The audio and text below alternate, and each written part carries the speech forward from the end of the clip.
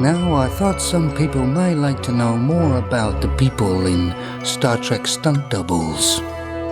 So I put a few of them together and I'm going to tell you a bit more about them.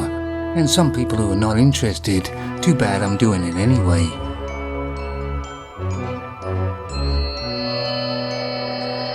And first up is your typical security guard.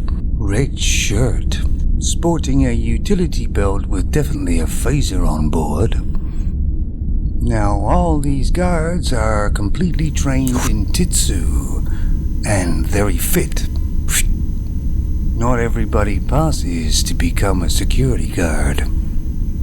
These guards will follow orders, no matter what, even if it means their death. Not many red shirts survive a beam down to a planet, but that's just the way it is. Very handy for certain situations.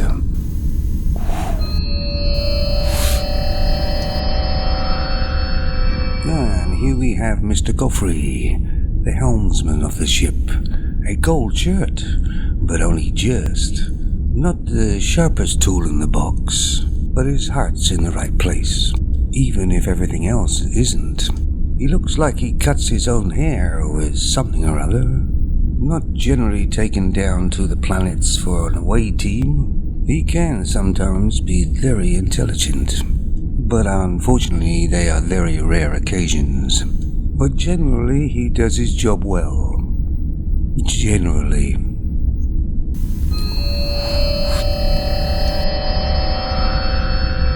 And here we have Scotty, the engineer and a red shirt. Although he doesn't have to worry about beaming up and down on planets. He always survives. Loves being near the engines. And loves gadgets. But an important member of the team, especially if the captain wants more power. And an important member of the crew, as you can see by the waist sash. Has an accent of some sort. I don't know whether it's Scottish, but it comes and goes too. Welcome aboard, Scotty.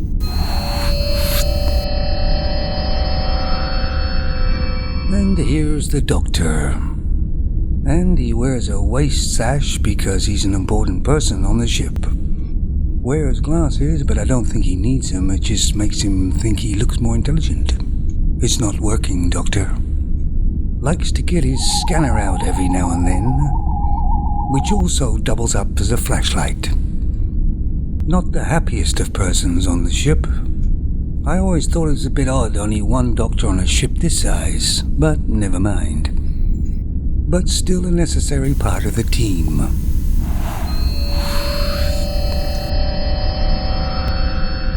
And here's Spock, the logical one. And he is the first officer. This ship certainly runs a lot smoother with him aboard. He sometimes carries a tricorder that also doubles up as an audio mixer. He does have Vulcan ears, but they don't fit very well. Guess he got the wrong size. He does try to be sensible and logical all the time, but sometimes he slips a bit. Seems to be always getting the captain out of trouble. But that's his job. Keep up the good work, Spock.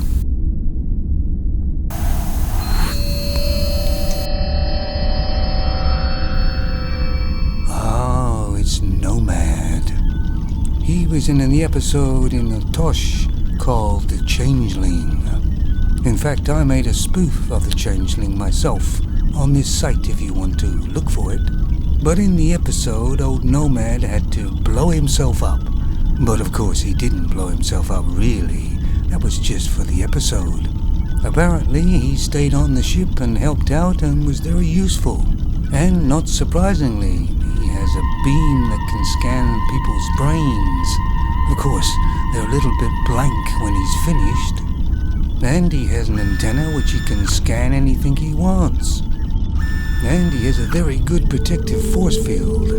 And he can also fire lasers if he wants to. Nobody actually really knows what makes Nomad run. but they all agree he's very powerful. You see, the story went that two probes kind of met each other in space, one from Earth and one from an alien planet, and they kind of collided and damaged each other and then sort of fixed each other into one. And I thought that was a pretty good idea, really, and a fairly good episode. In fact, they did it again, didn't they, for Voyager, which was actually Voyager, which wasn't a bad film. No, for me, Nomad has earned his place, and he stands proudly.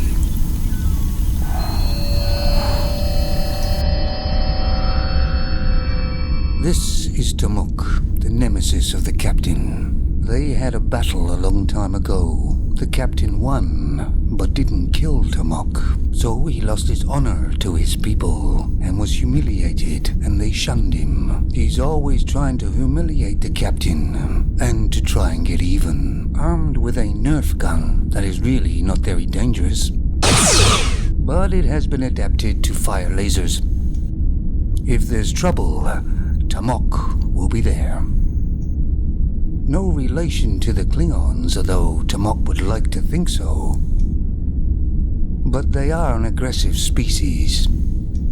For them, dying is easy, as long as they have honor.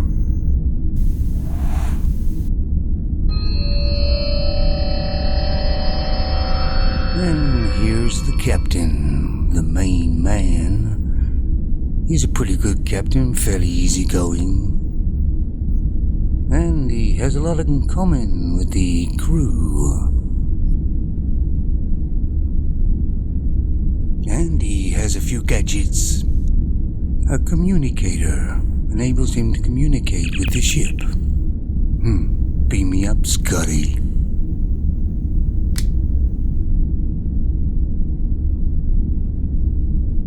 And he has an old Motorola flip phone. Gotta make a call. But he has the upgrade, and it doubles up as a phaser. Works pretty good, too. So there's the boys, called Star Trek Stunt Doubles. I've already done a few skits. If you want to see them, they're in the playlist. I may make some more, I'm not sure yet. I'm a bit fickle about it. But thanks for watching, and you take it easy out there now.